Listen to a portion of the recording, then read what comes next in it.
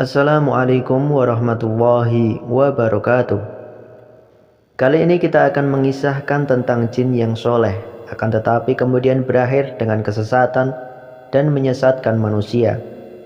Dan berbicara tentang jin, jin ini sesuatu yang wajib diimani, bahkan sudah tertulis ayat tentang jin di dalam Al-Quran, yaitu surat Al-Jin. Juga terdapat dalam beberapa hadis Nabi Shallallahu Alaihi Wasallam yang menyebutkan tentang bagaimana jin-jin itu ada yang beriman kepada syariat Rasul dan kemudian menyebarkan dakwah Rasul. Artinya keberadaan jin itu harus diimani, bahwa kita ini hidup berdampingan dengan alam jin. Lalu bagaimana sejarah tentang jin? Adapun sejarah tentang bangsa jin ini memang tidak ada hadis yang sahih yang menjelaskan asal muasal tentang jin. Akan tetapi banyak riwayat Israiliyat yang sebagiannya bersanad dan sebagiannya tidak bersanad. Tentu saja kita akan bercerita atau menceritakan hanya sebagai pengetahuan saja, bukan untuk dijadikan sandaran. Karena Nabi Shallallahu Alaihi Wasallam bersabda, ceritakanlah tentang kisah-kisah Israiliyat Bani Israel, dan tidak mengapa selama tidak bertentangan dengan Al-Quran dan Sunnah Rasul.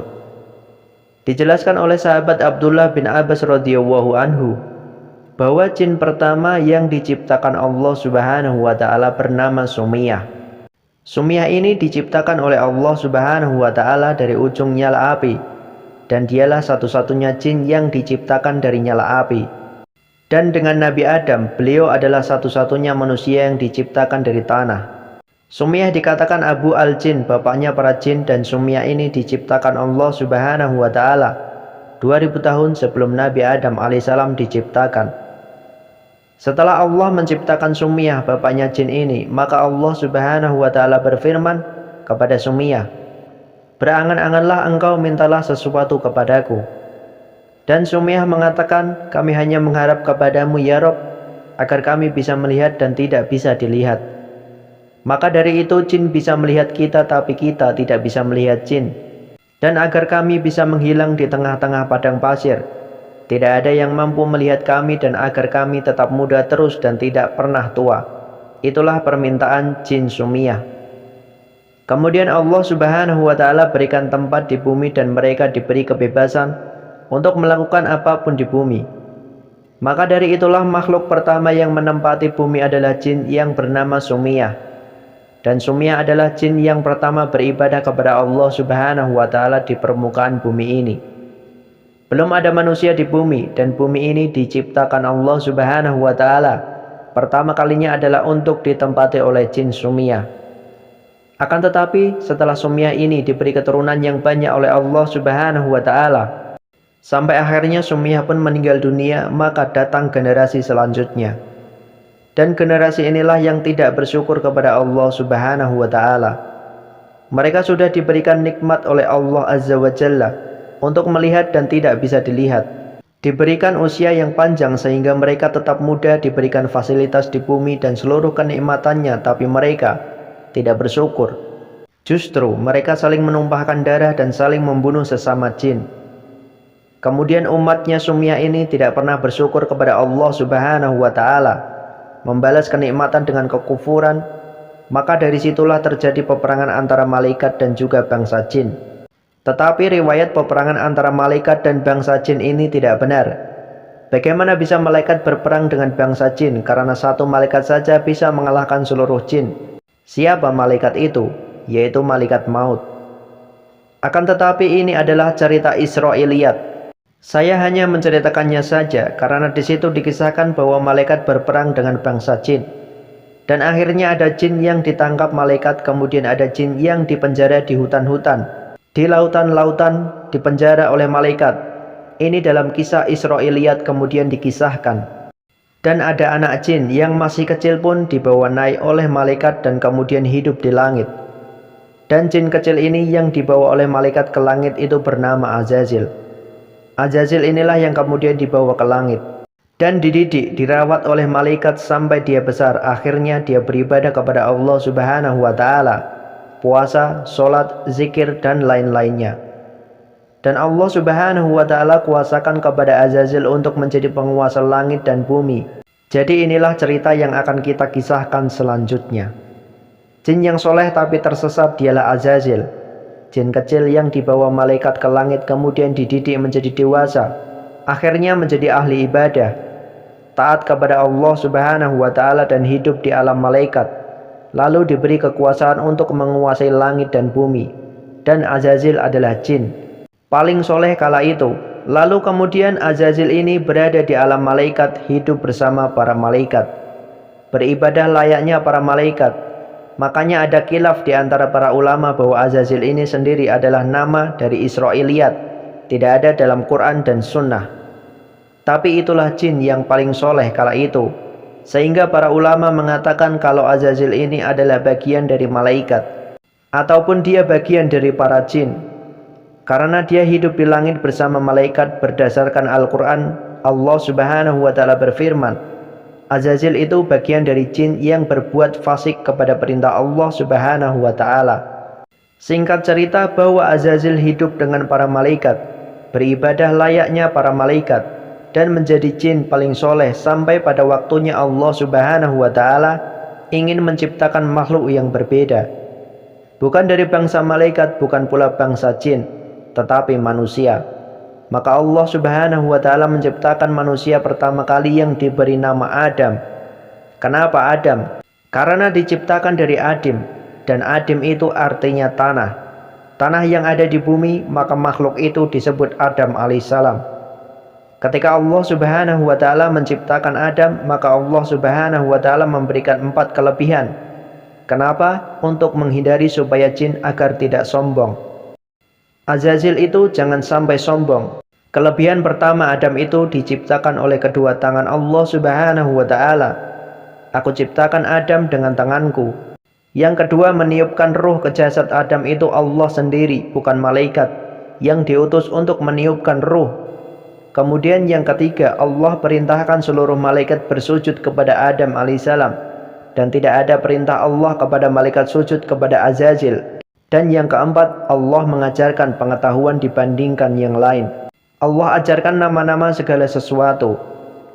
Nah, sebagian ahli tafsir mengatakan yang dimaksud nama-nama di sini artinya diajarkan bahasa, seluruh bahasa yang akan diucapkan oleh seluruh keturunannya Nabi Adam alaihissalam. Itulah kelebihan yang diberikan kepada Adam, yaitu pengetahuan yang tidak diberikan kepada jin ataupun malaikat. Bahkan ketika Allah Subhanahu wa Ta'ala berfirman, coba sebutkan nama-nama benda itu jika kamu orang yang benar. Maka mereka para malaikat mengatakan, Maha suci engkau, tiada ilmu pada kami kecuali yang engkau ajarkan kepada kami. Dan malaikat pun menyerah dan tidak sanggup. 4 keutamaan Adam inilah yang menjadikan Adam unggul di atas malaikat, bahkan seluruh di atas bangsa jin dan sekalipun. Singkat cerita, Allah Subhanahu wa Ta'ala memerintahkan kepada seluruh penghuni langit untuk sujud kepada Adam alaihissalam. Semua malaikat kecuali iblis. Iblis sombong, merasa bahwa api lebih baik daripada tanah. Allah Subhanahu wa Ta'ala pun mengusir iblis dari surga. Tapi iblis minta kepada Allah Subhanahu wa Ta'ala agar hidupnya ditangguhkan hingga kiamat ditegakkan. Allah mengabulkan permintaan iblis. Ketika iblis diusir dari surga, Nabi Adam alaihissalam dan istrinya Sayyidah Hawa hidup tentram di dalam surga dan mereka menikmati segala yang ada di surga. Allah Subhanahu wa Ta'ala membolehkan keduanya untuk memakan makanan dari surga, apa saja yang mereka mau kecuali buah kuldi. Tujuan si iblis adalah agar aurat keduanya terbuka. Maka ketika memakan buah kuldi, maka dengan segala cara iblis menggoda Adam alaihissalam agar memakan buah kuldi. Bahkan iblis bekerja sama dengan ular. Mereka bersumpah atas nama Allah, kalau kau makan ya Adam, maka engkau akan menjadi malaikat dan kekal di surga. Adam pun akhirnya percaya dan memakan buah larangan yaitu kuldi. Dan berhasillah tipu daya iblis. Singkat cerita, Allah pun mengusir mereka. Keluar kalian wahai Adam dan Hawa. Iblis dan juga ular, keluar kalian dari surga ini. Maka akhirnya mereka pun ditempatkan di bumi. Ada yang mengatakan iblis diturunkan di Basro, kemudian ular di Asbahan, kemudian Adam diturunkan di Urdun, negara India, dan Hawa diturunkan di Mekah. Semuanya diturunkan terpisah. Selama bertahun-tahun Adam mencari Hawa dan Hawa mencari Adam, dan berjumpalah di sebuah bukit yang kemudian disebut dengan Arafah. Namanya Jabal Arafah. Berjumpalah mereka di Jabal Arafah, makanya disebut Jabal Arafah, dan berbahagialah keduanya setelah dipertemukan. Maka keduanya sepakat bertaubat kepada Allah Subhanahu wa Ta'ala, dan kalimat yang pertama diucapkan keduanya adalah Rabbana dzalamna anfusana wa illam taghfir lana wa tarhamna lanakunanna minal khasirin, yang artinya, ya Tuhan kami telah menzalimi diri kami sendiri. Jika Engkau tidak mengampuni kami dan memberi rahmat kepada kami, niscaya kami termasuk orang-orang yang rugi. Inilah kalimat yang pertama diucapkan di bumi. Inilah kalimat yang diajarkan pertama kali di bumi. Dan Allah pun mengampuni Adam dengan taubatnya Adam. Berbeda dengan Azazil yang sudah berubah menjadi iblis. Bukannya dia bertaubat kepada Allah Subhanahu wa Ta'ala, malah dia kemudian bersumpah, karena engkau telah menyesatkan aku. Seolah-olah Allah yang telah menyesatkannya, padahal dia sendiri yang mau sesat. Iblis pun berkata, saya akan sesatkan semua keturunan Adam itu. Akhirnya disinilah genderang perang terjadi di bumi antara kubu Nabi Adam alaihissalam dan kubu iblis. Kemudian iblis pun mulai menggoda Adam di bumi, tapi Adam tidak bisa tergoda, kemudian menggoda Hawa, dan Hawa juga tidak tergoda. Karena mereka sudah bertaubat, tidak mau lagi bermaksiat kepada Allah Subhanahu wa Ta'ala, karena tidak bisa menggoda Adam dan istrinya. Akhirnya iblis menunggu keturunannya Adam. Dan yang kita tahu, iblis menggoda keturunan Adam, Habil dan Qabil. Karena setiap Hawa melahirkan pastilah beranak kembar. Habil kakaknya dan Qabil ini adiknya. Singkat cerita, Qabil ini membunuh Habil, membunuh abangnya sendiri, dan menjadi pembunuhan pertama yang terjadi di muka bumi. Ketika tahu Habil dibunuh, Qabil sedihlah Nabi Adam. Karena kesedihannya itu, akhirnya Allah ganti Habil dengan satu anak lahir tanpa kembar, namanya Syed. Dia adalah nabi kedua setelah Nabi Adam alaihissalam, sebelum Nabi Idris alaihissalam. Syed artinya hibatullah, yaitu pemberian dari Allah. Kalau kita cerita tentang bangsa jin ini, jin itu adalah makhluk yang tidak bisa dilihat. Makanya janin yang di dalam perut disebut janin, karena memang tidak terlihat. Dan jin pun tidak terlihat. Dan sekarang apa sih bedanya jin dengan syaitan? Syaitan itu sifat, kalau jin itu zat. Dan syaitan itu bisa melekat pada jin, bisa melekat pada manusia, dan bisa melekat pada binatang. Jin yang jahat disebut syaitan, manusia yang jahat disebut syaitan, binatang yang jahat pun disebut syaitan. Makanya Rasul mengatakan anjing hitam itu dari syaitan. Jadi syaitan itu sifat. Seperti yang sudah dibahas di atas bahwa jin diciptakan dari api. Pertanyaannya, kenapa Allah ciptakan jin? Allah Subhanahu wa Ta'ala berfirman di dalam Al-Quran Al-Karim, tidaklah kami ciptakan jin dan manusia kecuali untuk beribadah kepadaku. Maka dari itu, manusia, jin, dan malaikat semuanya beribadah kepada Allah. Tetapi ada yang beribadah, ada yang tidak. Berbeda dengan malaikat, semua malaikat itu beribadah karena tidak punya nafsu. Tapi manusia dan jin itu diberikan nafsu. Tapi dua-duanya adalah makhluk mukallaf yang diperintahkan untuk beribadah kepada Allah Subhanahu wa Ta'ala. Dan jin ini memiliki kemampuan melebihi kemampuan manusia. Di satu sisi seperti contohnya, jin bisa memindahkan istana dalam sekejap. Ingatkah di kisah Nabi Sulaiman bahwa jin Ifrit berkata kepada Nabi Sulaiman bahwa dia bisa mendatangkan kerajaan Balkis sebelum Nabi Sulaiman bangkit dari duduknya. Jadi jin memiliki kekuatan yang luar biasa. Dan jin juga mampu bertasyakul, bisa beralih rupa. Jin itu dapat berubah wujud menjadi manusia, menjadi anjing hitam, terkadang juga berubah menjadi kucing. Ya, kucing hitam. Terkadang juga berubah jadi gagak, dan masih banyak lagi yang lainnya. Makanya Rasul mengatakan anjing hitam itu dari syaitan. Bukan berarti anjing hitam itu syaitan. Bukan berarti anjing hitam itu syaitan ya. Bukan, terkadang umumnya jin itu suka dengan anjing hitam, dan jin juga sama seperti manusia. Mereka makan, bahkan terkadang makan juga bersama-sama dengan kalian. Karena kalau makan lupa membaca basmalah, berarti hakikatnya kalian lagi makan bareng sama jin.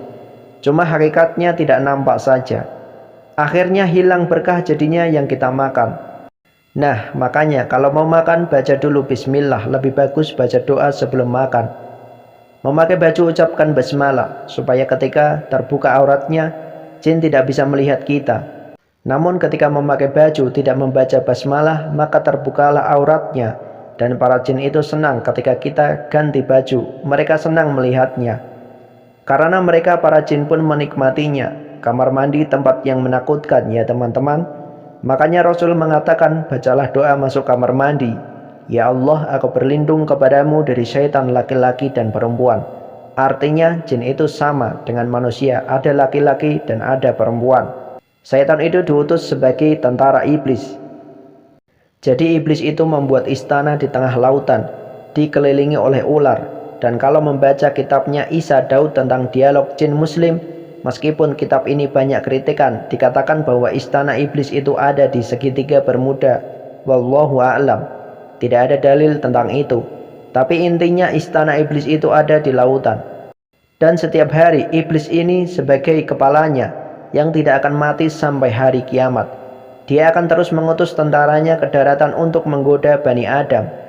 Akhirnya ada yang meninggalkan sholat, ada yang meninggalkan zakat, ada yang bakil, ada yang tidak membaca Al-Quran, macam-macam godaan syaitan ini. Sampai-sampai ada tentara iblis ini yang memisahkan suami dan istri. Tentu iblis akan sangat senang. Seperti itulah intinya bahwa mereka bisa tasyakul luar. Seperti itulah intinya. Dan ingatlah bahwa kita dikelilingi oleh jin, jumlahnya malah lebih banyak dari manusia. Maka jika kalian akan beranjak tidur, maka hendaklah mengambil wudhu dan membaca doa. Maka ketika kita tidur itu di sisi kanan kiri kita itu ada malaikat. Maka ketika kamu menghadap kanan, maka malaikat sebelah kanan mengatakan, Ya Rob, ampunilah orang ini. Kalau berbalik ke sebelah kiri, maka malaikat sebelah kiri mengatakan, ampunilah orang ini ya Allah. Tapi kalau tidak berwudu, tidak baca doa pula, maka akan ada saja gangguan-gangguan dari syaitan, terutama sering bermimpi buruk. Rasul mengatakan apabila kita bermimpi buruk, maka hendaklah berta'awuz, a'udzubillahi minasyaitonir rajim sebanyak 3 kali, lalu meludah sebanyak 3 kali ke arah sebelah kiri. Itulah yang diajarkan oleh Rasulullah SAW. Semoga kisah ini bermanfaat, bisa menambah ilmu dan menambah ketakwaan kita kepada Allah Subhanahu wa Ta'ala. Yang benar tentu saja datangnya dari Allah Subhanahu wa Ta'ala, dan yang salah tentu dari saya sendiri. Wallahu a'lam bishawab. Semoga bermanfaat. Wassalamualaikum warahmatullahi wabarakatuh.